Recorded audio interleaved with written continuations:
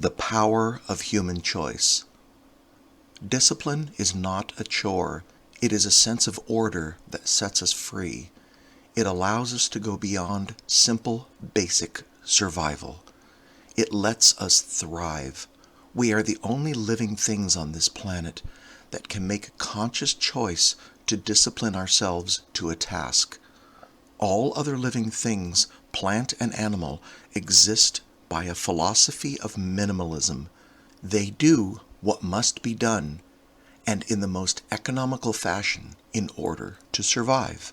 When there is enough hunger, they find food. Where there is enough pain and discomfort, they move away from the situation. Fight or flight, they are primeval.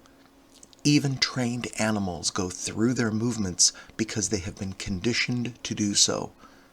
Animals can be taught with food as a positive reinforcement. They realize that if they do the trick, they will get the food. Simple, learned cause and effect. They will put in the absolute minimum, the least amount of effort to achieve the wanted response. As humans, we have the capacity of choice. This capacity is by far the most powerful tool we own. Unfortunately, most people do not make much use of it. Some do not even know it exists within them.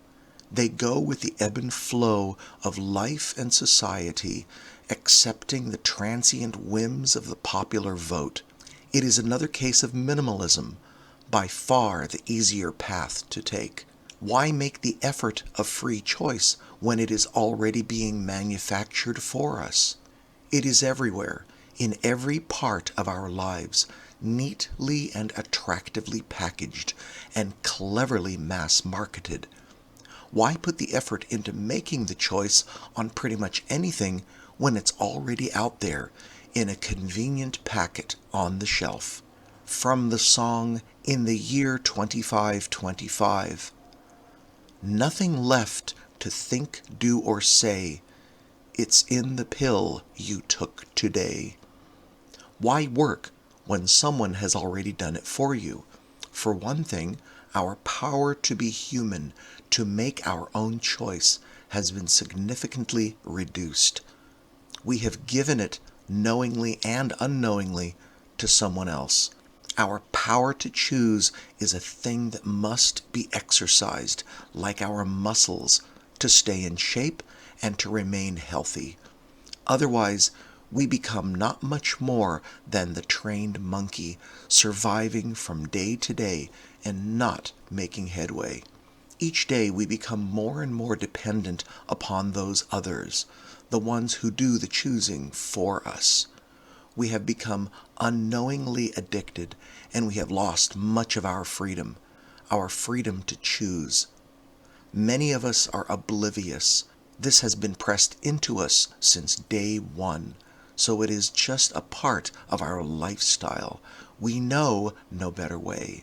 We know no other way. We know no easier way.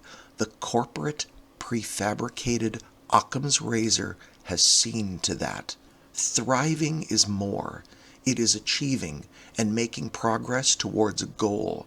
Thriving is a progress through conscious effort, doing more than is required.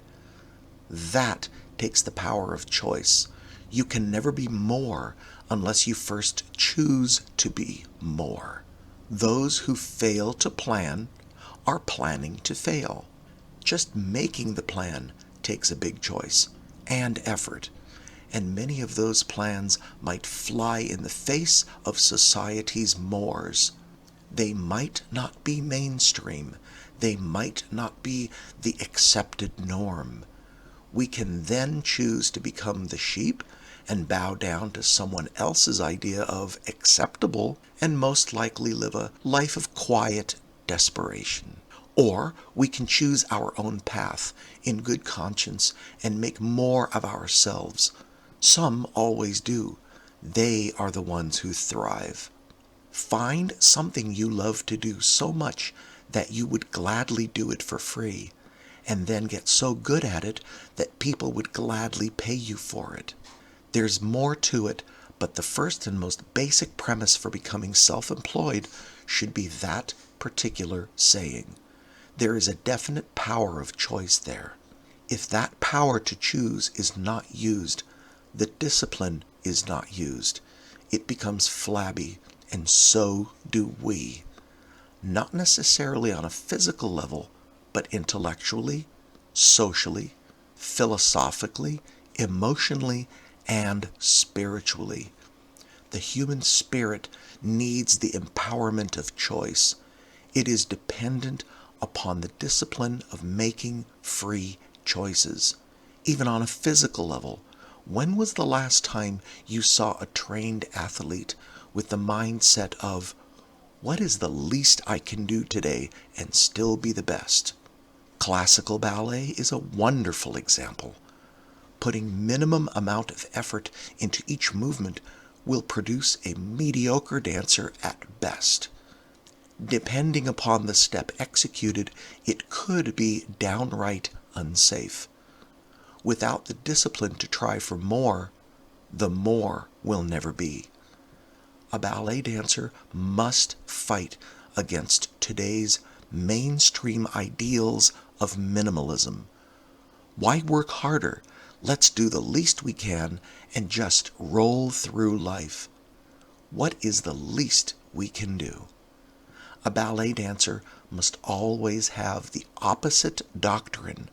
What is the most I can do? With less, dancing becomes pretend. The progress lies within the more, putting more physical, mental, intellectual, and spiritual effort than needed into each movement will produce excellence. Nothing less will do. It is all a matter of choice, a matter of choosing to exercise the discipline already within us. We can choose to be the trained monkey, or we can choose to be human, and to dance and live our lives as we were meant.